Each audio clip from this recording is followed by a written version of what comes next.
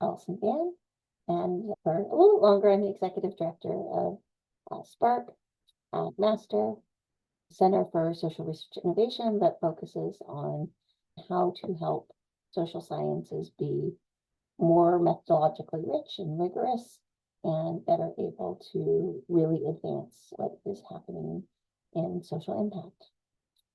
So today's talk is about taking care, tools for balanced work.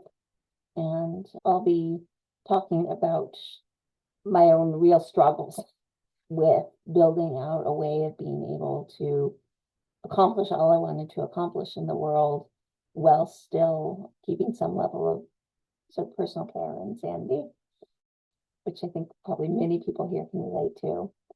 This is meant to be very interactive, so feel free to just unmute at any time or put something in the chat.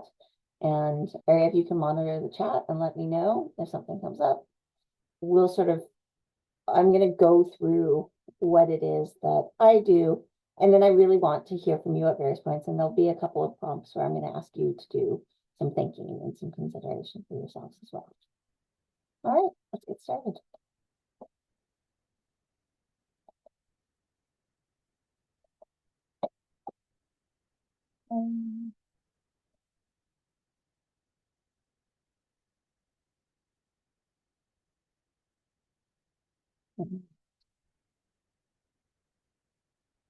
So I want to start by why I think talking about time management and project management is so important in academia. And a lot of it is because it's not something that is explicitly taught. Students and academics really experience both a lot of routine pressures and then these sort of big unexpected cycles where suddenly a whole lot of responsibilities come together. And so you have all of the routine responsibilities and then suddenly have a wave that comes on top of it. And I always thought of this in the context of school or work. But when I started looking at the rest of my life, every aspect of my life had those same cycles of, times that are steady and then I know what I'm doing, and times where everything kind of crashes in. And I began to recognize that my energy levels also have those same cycles, both within days and then across weeks, months, and years.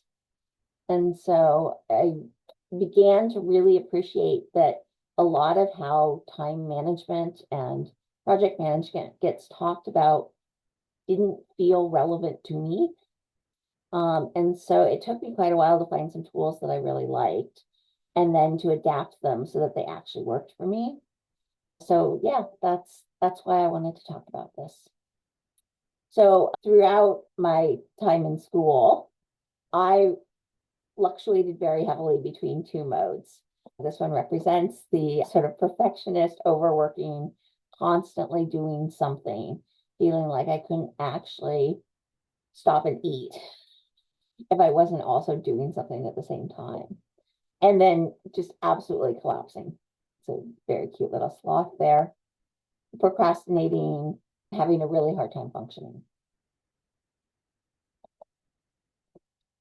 It's taken a lot of time since to both appreciate why I had these cycles and then build a better relationship to them.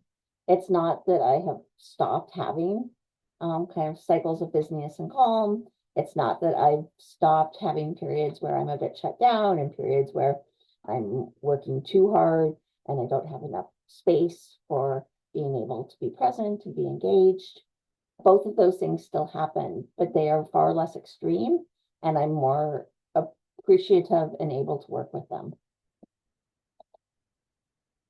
So for me, that journey of working with my cycles started by doing a lot of reading around work-life balance.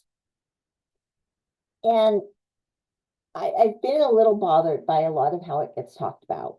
I think sometimes it gets talked about as, there's absolutely no way to have it all, and you're going to sort of fail at everything. So don't even try. Or, it's this very precarious balance where unless you're constantly monitoring whether you have a good balance, you're going to fall off. I'm sure things were much more nuanced, but that was how I felt about a lot of what I was reading, and it felt like an immense amount of pressure. So over time, I've come to see time management as more about a series of overlapping and occasionally conflicting priorities that really require me to make and stand by choices.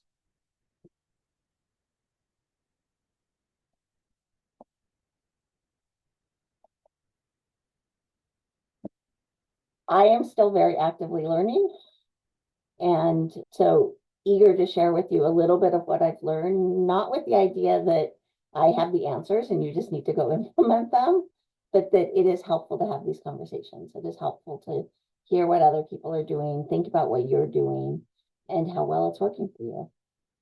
And I really want to hear what you've discovered, what you have found really works for you, because we are all so different. And I think the answers look very different, but it's easy to, at least it's easy for me to read a book and think that's the way to do this, or to hear someone like me talk about this and think, oh, okay, that's the answer. It might not be. It's the ability to be able to sort of take what's useful from this, add in what you know is useful, and then we all just sort of work with the parts that resonate with us and that we can work with at any given time. Okay. I want to start with the big picture, because to my mind, you cannot balance your work. You can't work with all of the competing priorities until you've really grounded yourself in what you're trying to accomplish in your values. Okay, so this is an exercise for you. I'm going to describe the exercise, and I'm going to give you a couple of examples, and then I'll give you a few minutes to do this. Okay, so the exercise is to identify the core aspects of your life that you either devote time to, or that you don't currently devote a lot of time to, but you really want to devote more time to. So I'll give you two sort of frameworks, one that I use and then one that comes from Michael Hyatt, who's kind of a time management influencer that a lot of what I have learned has built off of his tools. So these are my accounts. I've got 1, 2, 3, got 8 of them. They change a little. I kind of rename them periodically, but this represents all of the aspects of my life that feel important to me. As I mentioned, Michael Hyatt built these 9 in 3 different circles. So yeah, the exercise that we'll take a couple minutes for is to just think about what are the core domains or assets or accounts in your life and give them names. Okay, we'll take a couple minutes.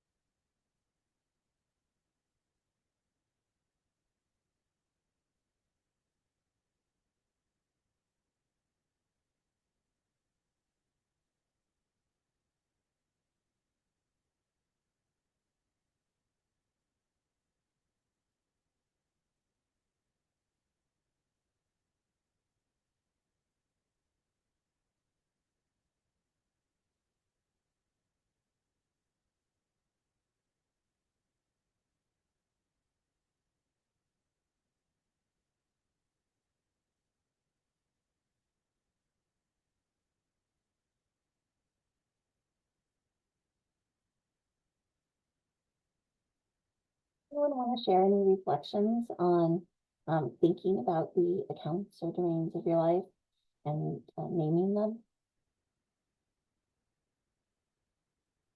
Feel free to just unmute or put it in chat. Oh, and Ariel, I can't see chat, so let me know if someone comes through.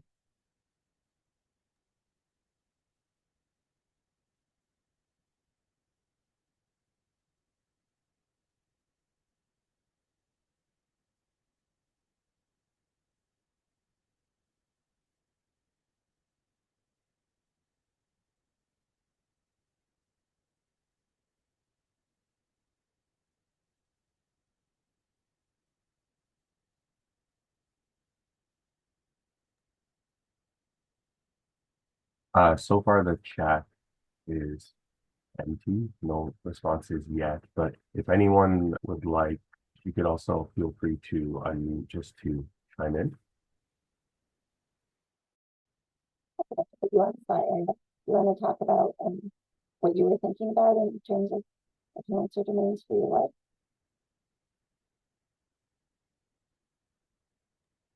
Oh, I'm sorry, Allison. I think the audio is a little muffled. I wasn't able to hear. Okay, I am going to disappear for a minute and go get headphones. Be right back.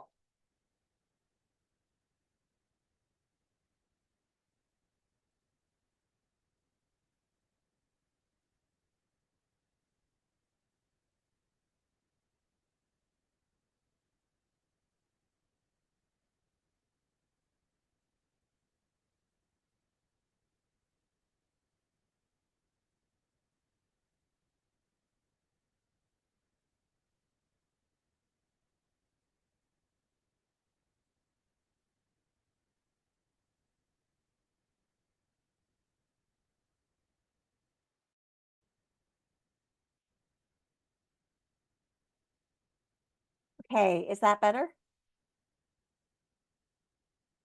Yes, loud and clear. Okay. All right, so if nobody has reflections on this, we can move on. So what I do, this is a process that Michael Hyatt and his team call life planning.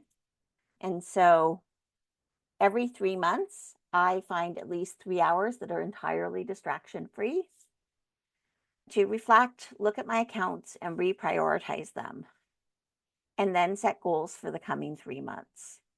I've been doing this for, I think, 15 years now. And this process of intentionally taking time to stop and to reflect on what my broader goals are has been incredibly transformative in how I spend time. So there are a number of steps to approaching the life planning process and how I do it. One is a little bit morbid, but it's thinking about what I want to have accomplished at the end of my life. Thinking about the current state of each of my accounts and where I'm in deficit. Think about which areas of my life I have a lot of motivation in right now. Which ones could be a lot better with even just minor additional investment. And then which counts I could actually do less in without having sort of a major backslide in how well those accounts are functioning and how good I feel in that aspect of my life. So this part about thinking about what I want to have accomplished in my life, the process that I was taught is to write eulogies. Who do I want to speak at my funeral, and how do I want to be remembered? There are other ways to do this. You don't have to do a eulogy if it freaks you out, but this is an example of one of mine.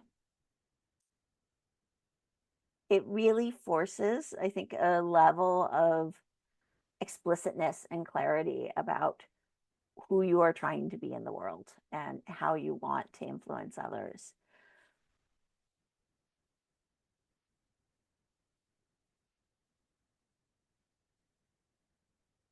as I said, I think about the current state of each of my accounts. Mostly I just think about this and write out the current state. But then once a year, I go back to the tools of Michael Hyatt at fullfocus.co, and I take what's called the life score assessment, where it asks you a series of questions and it gives you one of these kind of handy diagrams that says, okay, this is where you are within each of your categories. But it's only the categories that they define, and it's based on the questions that they ask. So I don't find it perfectly useful for my life, but I find it interesting and sort of another data point that helps to point me to where I feel like I'm thriving and where I feel like I'm struggling. This question of where does my motivation currently lie?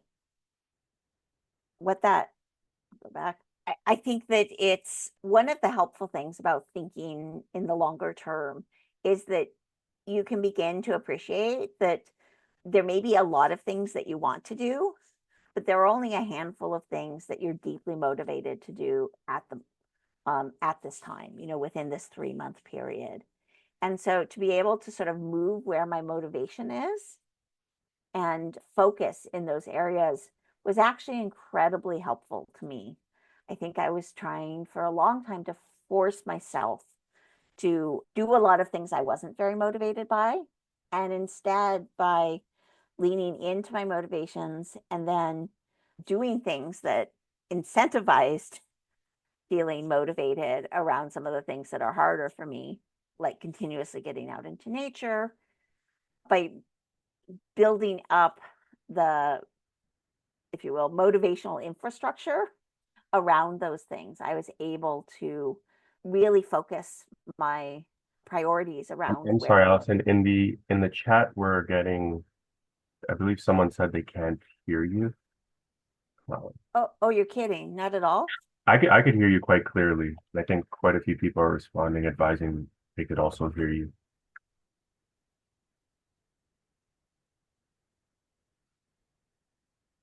I'll try to respond to the person in the chat to help them troubleshoot the problem through DMs. Okay. Yeah, sorry about that, Megan. Okay.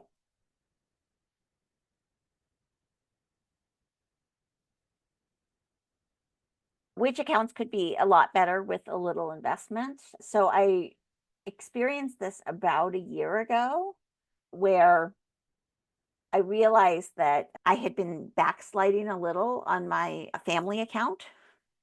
And so I decided that, I scheduled into my week every Saturday call with my mother. And, it's half an hour a week. And it's made a huge difference in being able to keep that, to kind of turn around that trend in that account and keep that account going well. So little effort, a lot of ability to be able to sort of change a downward trend within one of my accounts. And then which accounts can I invest less in without a major backslide? So one of the things that at various times in my life I have found is that because I am an overachiever and a bit of a perfectionist, sometimes I do better at work or I did better in school when I actually invested a bit less. That's not the case for everyone. But for me, it was quite a revelation to realize that putting in less didn't always mean less productivity. In fact, sometimes it meant more for me. So as I said, I do this every 3 months. Every 3 months, the order changes a bit. So I originally did this presentation last year. And you can see this was the first quarter of the term, and then things switched up a little in the second quarter of the term, based on those criteria that I just went through, and really thinking about, okay, where do I want to focus for these 3 months?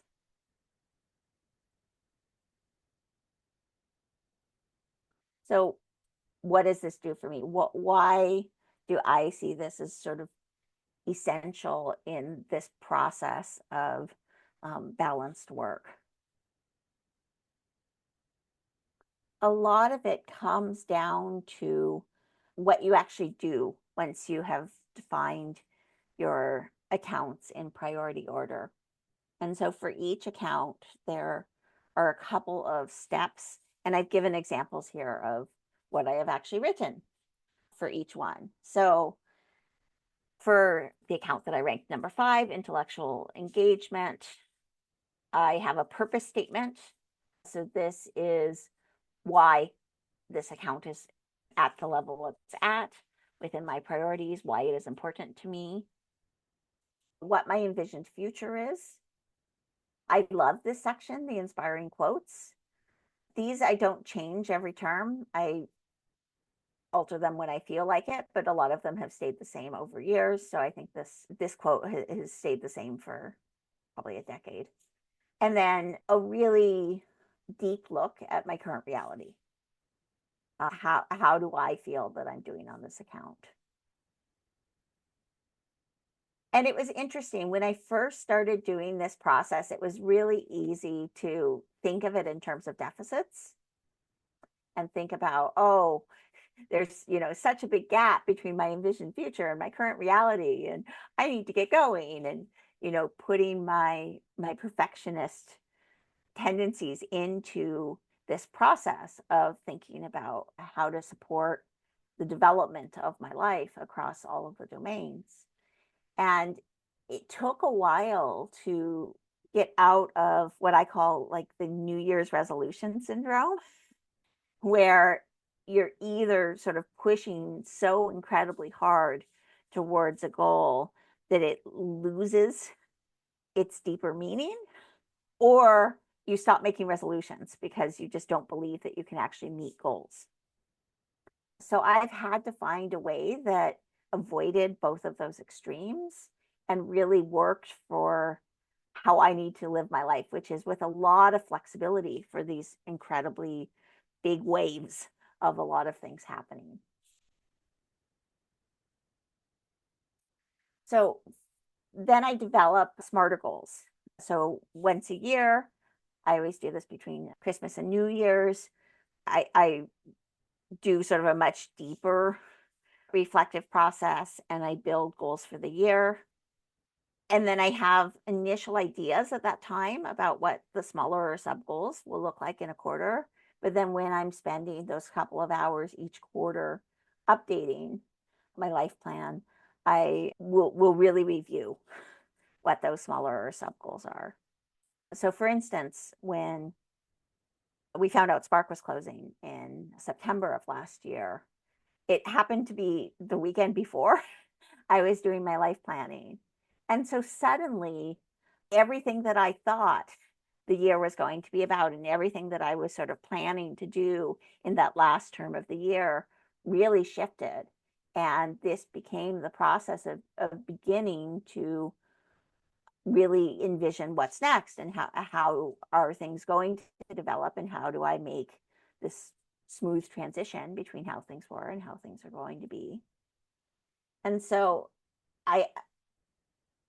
when you're really busy, taking the time to do something like this does really feel like, okay, it's a heavy lift, but I can't tell you how beneficial it has been in terms of being able to get some perspective and step back from the busyness and see, okay, how is what I'm doing aligning with my values and how do I want to adjust it?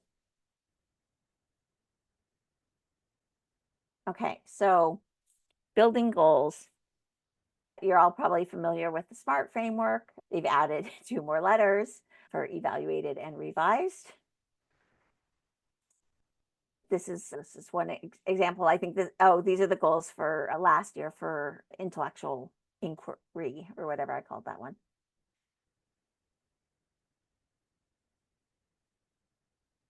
And I think one of the things that's really important, I talked about it a little bit before, but this idea that setting the goal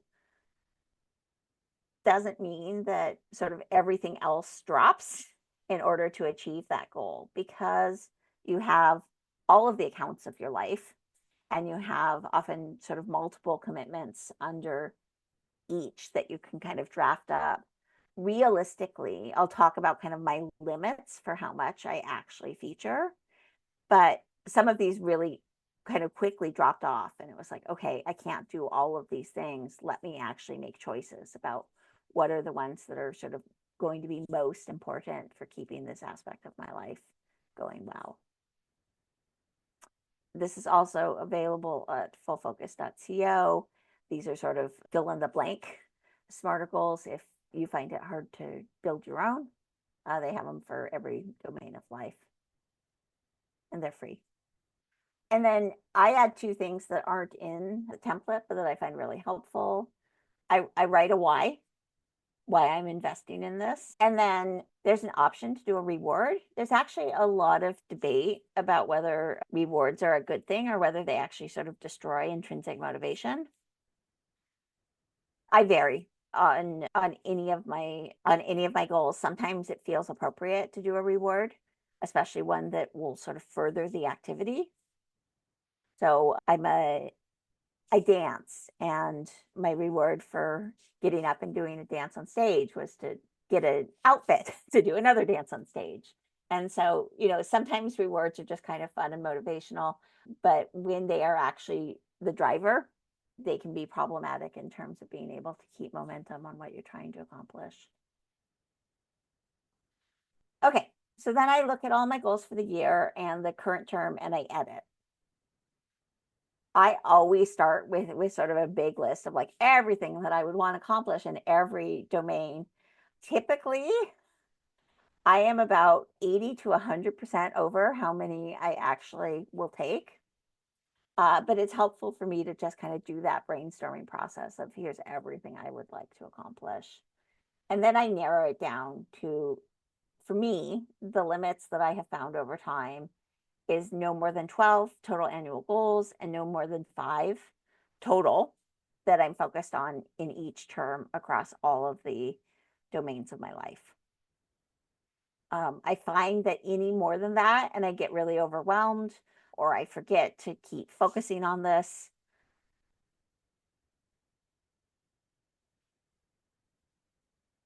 In evaluating my progress at the end of each term. So when I do the 3 hours every 3 months, I'm not only looking at what I'm going to do for the next term, but I'm also evaluating what I did in the previous term and figuring out what that's teaching me about how I work and how I need to kind of balance the aspects of my life. So I consider my accomplishments relative to the cycles I was in and how I did in context. So I say here in 2023, I achieved 7.5 out of my 12 annual goals. Given everything that was happening in that year, everything I was trying to achieve, I was really happy with that. And that was one of the big processes that's happened for me in terms of taking care of myself, is to recognize that 7.5 goals that I wouldn't have accomplished otherwise, or, that may have sort of drifted in, but wouldn't have been intentional, it is a massive victory. And not to look at it in the context of the others that I didn't accomplish. And then I use 2 tools, again, sort of built by my client and then that I've adopted and changed a little bit, called the annual time block and the ideal week, that really help me design my priorities. So this is just a Excel template, but you can do it in a calendar, you can do it anywhere. So for the 3 months that you are working with, you identify what are things that you want to spend time on. And I color code these by which of my accounts they relate to, and look at how my time is being divided up. And so this is incredibly helpful for being able to spot really busy times and plan those accordingly. Do everything I can to sort of push other things to the side so that I can just kind of be in the focuses that I need in those times. And then to find times where there's not a lot going on and maybe I want to fill in something that's important to me that I haven't been doing in a while. So I love these time blocks. It's been really important. The idea, and they talk about this with investing too, the idea of like spending on paper before you spend in real time. This has been really valuable. And then this is one that's actually taken me more time to appreciate. The idea is to build an ideal week. And I build it straight into Outlook so that I can actually look at it relative to how I am spending days and build out what I want for this is a sort of typical Friday routine. The times that are blank are times that I can fill in with priorities. This is what it looks like in terms of the original template. This idea of having themes for different days, I have really, for me, found that quite useful. So Mondays and Thursdays tend to be engagement days where I'm doing a lot of meetings. Tuesdays and Wednesdays I reserve for heavy work. Friday mornings vary. Friday afternoons I devote to professional development. Saturdays tend to be rest days. Sundays tend to be accomplishing personal things days. So it varies. The idea isn't that sort of every day and every week looks the same at all, but being able to have a sense of how would you like it to be, and then acknowledging that it's not always going to be that way has been both interesting and profound, really working with the limits of how close to the ideal I can get in any given time and in a given context. Okay, I'm going to pause before we get into some of the nitty-gritty of planning and just see if anyone had any questions or comments or reactions to the more kind of life strategy part of this. Yeah, I have a question. Yeah. So I think you touched on a little bit earlier the three different spheres, looking at my notes, but being, doing, and relating. Mhm. So just speaking for myself, sometimes I find quite a bit of conflict between the first two. They tend to rub together quite a bit and exist almost in a state of perpetual friction. How do you navigate that with respect to time management and productivity, but then just generally balancing those two needs? Yeah. So being and doing are fundamentally in conflict for, I would say, probably everyone. You are not alone in that. And I think a lot of it, and we'll talk about it when we get into the nitty-gritty about sort of, discrete strategies, but there are times when if you're doing this broader thinking process where you sort of really listen to your mind and your body and your heart and you go, I really need to take care of my being now. And so that then becomes the top priority. And that becomes the focus of a lot of your goals. And so other things have to be no's. Other things have to fall off in order to be able to give room for that. So when I talked about kind of switching from this perspective of work-life balance being a tightrope to the idea that you have conflicting priorities and you have to be able to work with those conflicts by doing that process of prioritizing for where you are right now and what you need for the next 3 months. It's a way of being able to make those hard choices so that they're not happening in the moment with your subconscious without really thinking about them and then ending up in a place that you didn't want to be in. So not a great answer to that, but a truthful one. No, I think it's a great answer. The second thing is not so much a question, but a general commentary. I like the idea of putting aside a few days, whether it's quarterly or annually, to treat planning as an event in and of itself that deserves respect. I think that's something that I'll probably incorporate, and I love that you brought that idea up. It's an idea that captures me quite a bit, and I think I'll try to incorporate that. It's great, but I'll mute my mic now. Yeah, I'll say at times I have been so busy that it has literally been like 3 hours. I go to a library and I do this. I have to get out of my space to do this well. When I have a little bit more space, I try to make these actual events. And so my default is to go somewhere beautiful and rural and take a weekend where I am walking in nature, where I'm meditating, where I'm dancing, where I'm doing all the things that bring me a lot of joy. And then I'm doing the planning in the context of that. I find that how I am in terms of my level of stress and overwhelm when I'm doing the planning factors into the planning itself.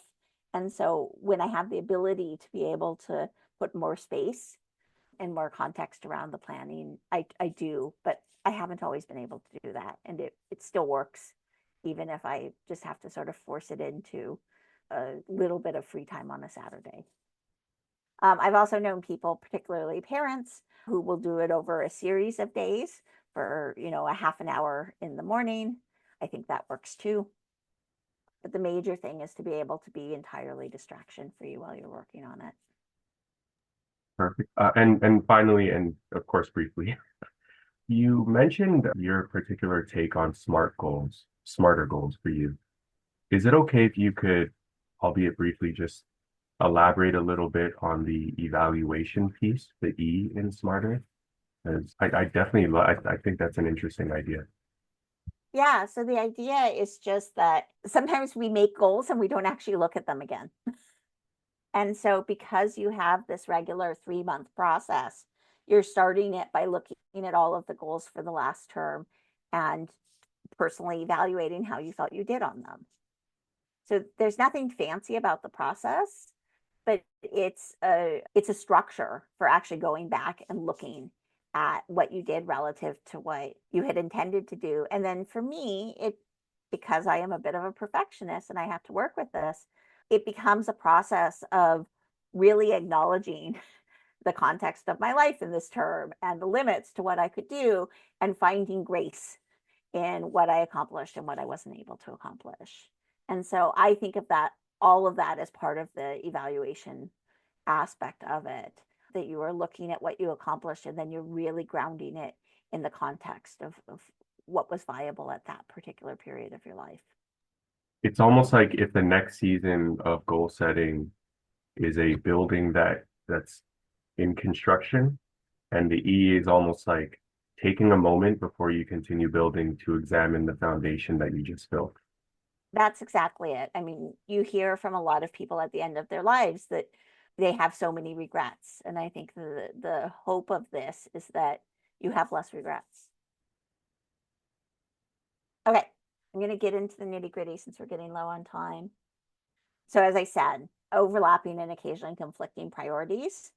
And the only thing that you can do is to make and stand by choices. So, I'm going to go through a series of tools. Tool 1, be realistic about time. So, I always underestimate how long things will have and overestimate how much time I have. That is just that is just my default setting. And so I've started using calendars quite extensively to be able to identify how many hours I actually have in any given day, and then making plans for how I'm going to spend that time. So we'll keep coming back to this Thursday example in my calendar from a year ago and sort of how I actually make the decisions about how to spend these 4 hours that are not in meetings but are in the workday. Okay. So as I said, I know that I always underestimate how long things take. This is a snapshot from the project management system that I and the team at Spark use called Asana. And you're able to build custom fields. And so for every field, I do an estimate of how much time it's going to take. And I always try to overestimate. So in the case of this Thursday, I had an urgent deadline that just emerged. It wasn't even on the list, and it's due next Friday. So I've already shifted all my time on Wednesday to it. That's the first time I have availability. And now I'm looking at Thursday and how I'm going to spend Thursday. So I'm going to assume, because I think that I should be able to get it done on Wednesday, that I probably won't. That I'm going to need to devote time on Thursday to it. So I'm going to, of these available hours that I have on Thursday, I'm going to devote 2 of them to this kind of urgent project. I've already devoted an hour to emails, so I've got an hour left. And then the question becomes, okay, how do I choose to fill it? So I'm going to go through a lot of the kinds of considerations that I work with. I really like something called the Eisenhower matrix, and I have built it just directly into my view in Asana. This is what it looks like. There are things that are either urgent or not urgent, and important or not important. These actions of do, schedule, delegate, or delete, I don't fully subscribe to. I think it's sometimes a lot more nuanced, but I find labeling where things are to be really helpful, because what happens is often things that are important but not urgent do not get done. And so one of the big goals with sort of actively working with my time is to make sure that the things that are in this quadrant, so in here, the ones that are no yeses, that the no yeses get prioritization, because otherwise it's easy for them to languish, at least in how I work. Okay, so my goal over time is to see more of my work in quadrant 2. So why? Because there are certain urgencies that come from outside and you can't do anything about, but there's a lot of urgency that actually comes from not moving systematically. And so I can create some of my own urgency. I'm pretty good at that. So the more I can reduce that, and the more I can really focus on things that are important but not urgent, and reduce the number of urgent things, the more I'm able to kind of work at a steady, sustainable pace and not have to not go through these kind of waves of just huge amounts of work all coming at the same time. Another tool that we find really helpful is to actually take a look at what you're doing and how you're spending your time and figure out if there are other ways of doing it. So we went through my email and we invested in figuring out standard templates, approaches, automation, ways of being able to manage my email so that it didn't take nearly so much time. One of the other things that we do in Spark is that as a project ends, we do a reflexive exercise, and then we build that explicitly into the next project.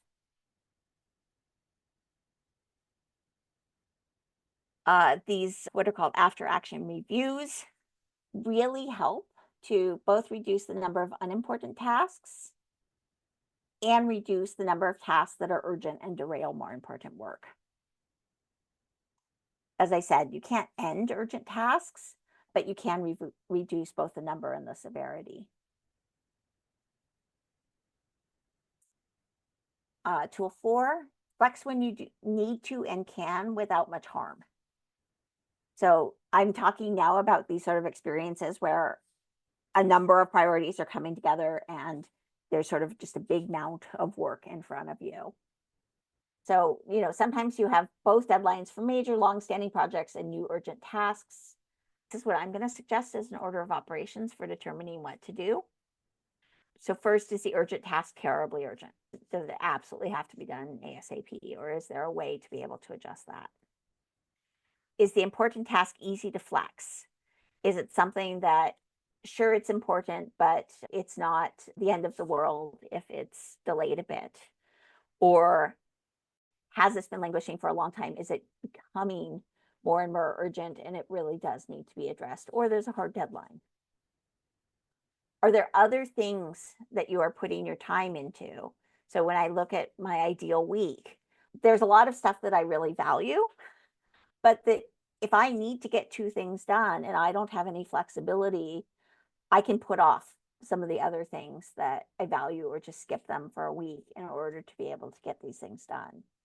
If that happens all the time, it's a real problem. If that happens occasionally, I found it really helps me to be able to be a little bit more flexible about what my work-life balance looks like day to day, week to week. And then can you adjust your time across days and weeks to accomplish multiple priorities without damage? Tool 5, pay close attention to how much you swing between high and low busyness. So one of the things I want to say is there are people who really like deep work and gravitate towards very high swing schedules. And then there are people who don't, who like kind of slow and steady. So I urge you to sort of figure out what your default is. So I call myself a swing worker. And a lot of my job is to try to, because I work in teams, reduce how much I'm swinging on projects that involve others. Everyone who's been on a group project in a class understands this experience of someone who has sort of big ambitions, but is doing things last minute and can't really sort of keep to a more structured schedule. It's hard on other people. And so I have found that I need a certain amount of being able to go really deep into things and then really just do nothing for a bit. That's actually important to me. And so I figured out how to do that on projects where I have a lot of control and do that less on projects where I'm in teams. And then for people who are steady workers, I think it's actually, we have a cultural default to say that like steady work is always the best work, but actually that can be hard for creativity. That can be hard for innovation. There is a reason that people love to really get into flow states and go deep. And so, when I'm working with people on my team who are more kind of steady workers, a lot of it is really encouraging them to try devoting kind of longer, more intensive periods to things, working on being able to kind of work with more heavy stress periods so that they can really appreciate the steadiness, but also not let that get in the way of being in a world where there are really cycles of busyness and non-busyness. So we're out of time. So I'm going to stop here and just see if there are any questions and comments. I'm happy to share the slides. I didn't get through everything, but I think that covers a lot of it. Yeah, there are some questions or comments, I guess. Chen Zhang, with respect to the Eisenhower matrix, said, actually, my boss stipulates that every working message should be reacted to instantly, so there are always urgencies. Yeah. Other people have different ideas than you, and you have to incorporate them when you have a boss. It's just the truth. I don't treat emails that way, but I have the luxury of being able to make those decisions for myself. We don't always have that, unfortunately.